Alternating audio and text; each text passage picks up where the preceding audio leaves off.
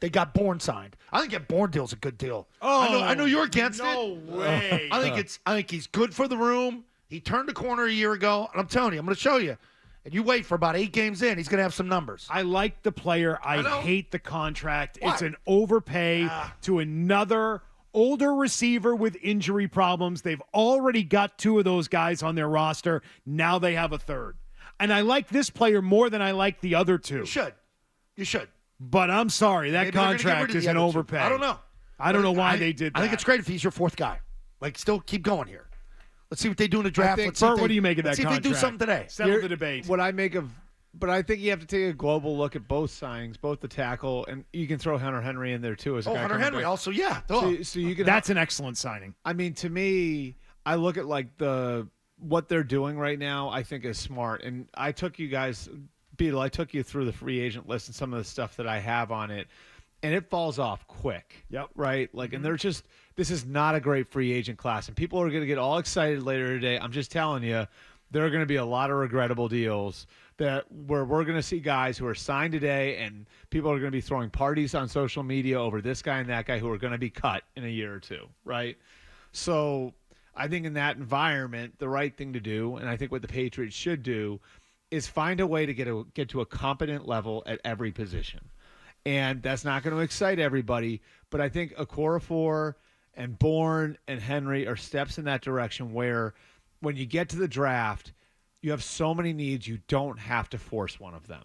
In other words, like your need at tackle or receiver or quarterback isn't so crying that we have to force something like you did with Mac Jones. Well, at tackle, I think the addition they made was a good one. I think bringing back Hunter Henry is a step in being competent at a position.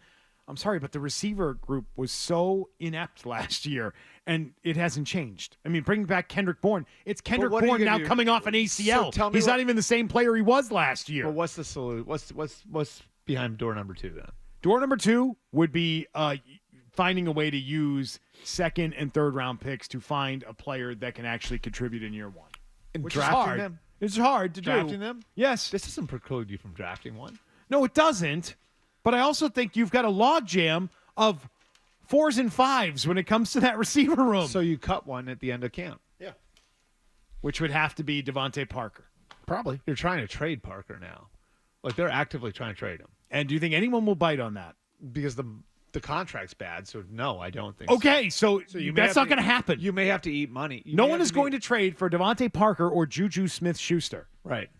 So you're just going to have to get crushed on paying guys that don't play for you. I don't think they're going to want to do that. So do you want to pay? What's Juju getting? $10 million this year, something in that ballpark. I just do you want to pay him $10 million to play for someone else or play for you? With the amount of breathing room you have right now, I think it's okay if at the end of camp, like one of these guys has a guarantee that you're just swallowing and you cut him, or if somebody has an injury and you're trading one of these guys for a 7th round pick. Like, I just think, again, like.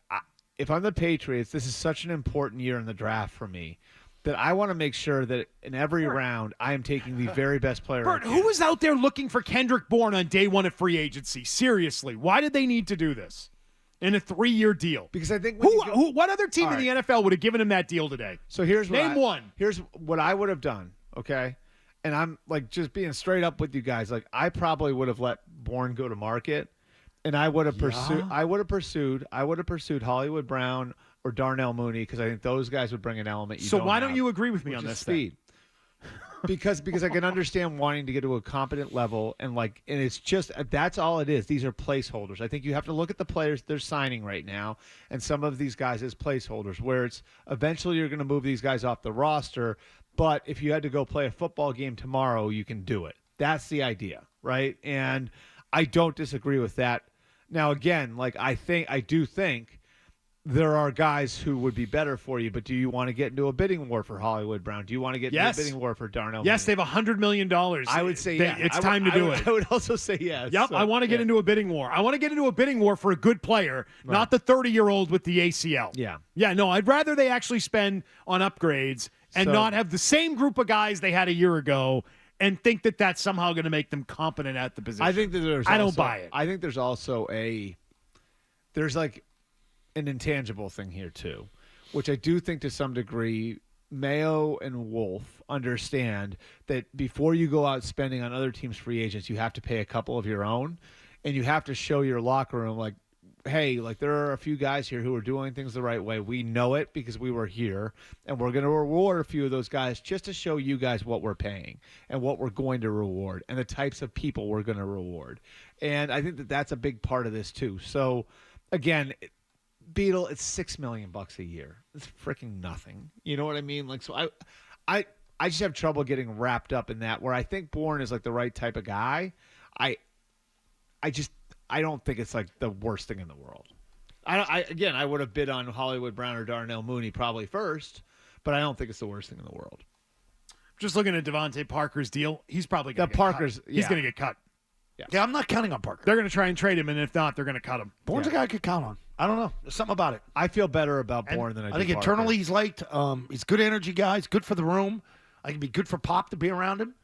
And I think he wants to compete and wants to play well. And I think he turned that corner for whatever happened. Whatever so Parker's last year. contract. Hold on. And Parker's going to have like a dead cap hit of like $7 million, which is great because they'll be able to keep dummying that thing up to tell you everyone how they spend to the cap. That's wonderful. Thanks, Bill. No, it's great. That extension was brutal.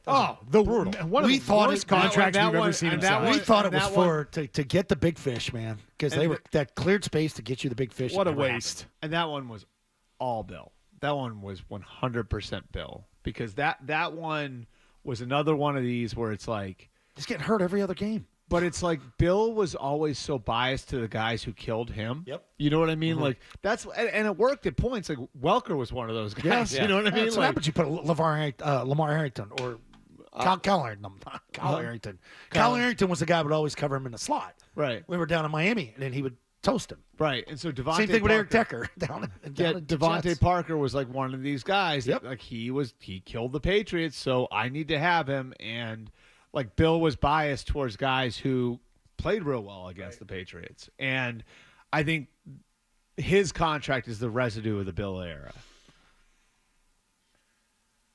I'm looking at his contract. Yeah. It's actually, And I mean, he's due $5 million in cash this year. You should be able to move him. Like maybe you eat a couple million, but you should be able to move him. so you pay him 2.5 instead of 5 For nothing, Split yeah. it down the middle Yeah. with someone else. Yeah, Please like- take him off our hands. Right. So, I mean, I don't know. Well, the guarantee, yeah. So, you should be able to move him off the roster. Send it to the Rams. He's got to be Call gone. your boy at the yeah, Rams. he's got to be gone. He's got to be gone.